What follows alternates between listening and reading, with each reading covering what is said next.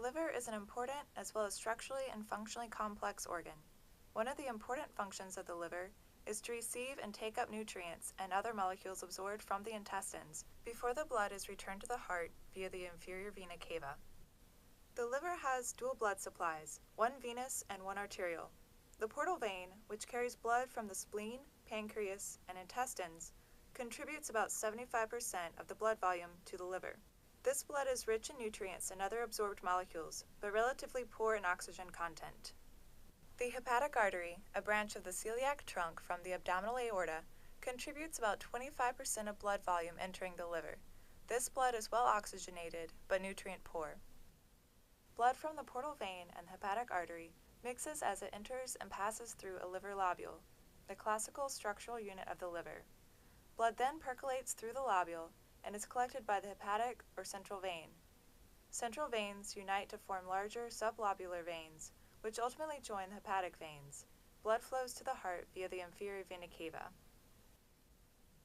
Bile comprises the exocrine secretory product of the liver. It is stored in the gallbladder. During digestion, bile is released from the gallbladder through the cystic duct into the duodenum to aid in the digestion of fats.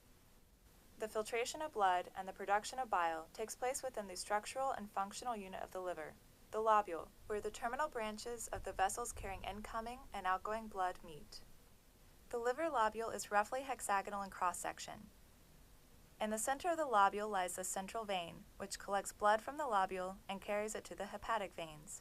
Located at the lobule periphery are branches of the vessels supplying incoming blood, the portal vein and the hepatic artery. Also located here is the bile duct.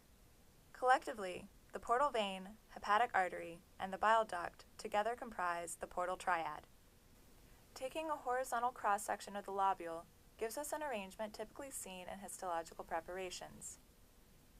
In this view, we can identify the central veins and associated portal triads. There are two prevailing views of liver lobule organization: the classic liver lobule, or anatomical model, and the liver acinus.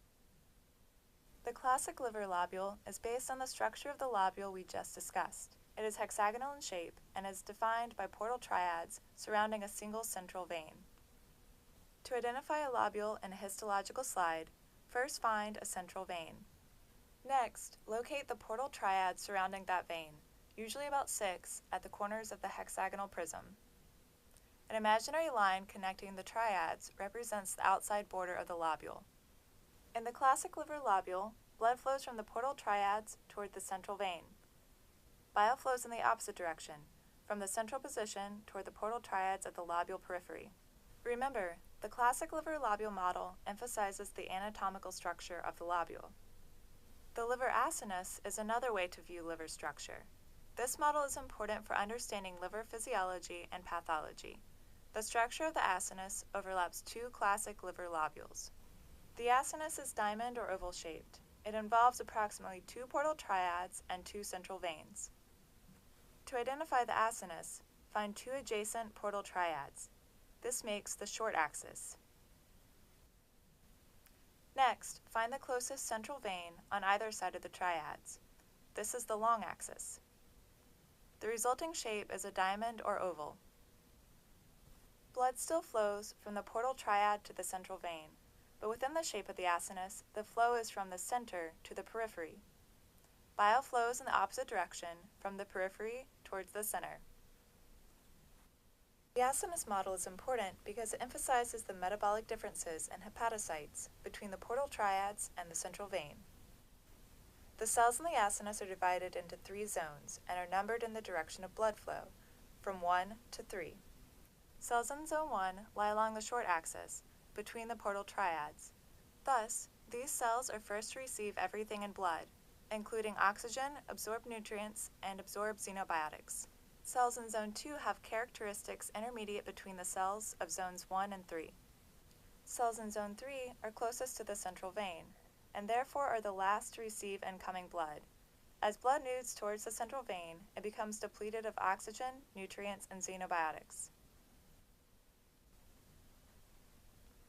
To review, the liver lobule is the anatomical model. It is hexagonal in shape. It involves 1 anatomical liver lobule, and blood flows from the periphery to the center. The liver acinus focuses on function. It is diamond or oval shaped. It involves two adjacent anatomical liver lobules. The blood flows from the middle, which we discuss as a short axis, to the periphery.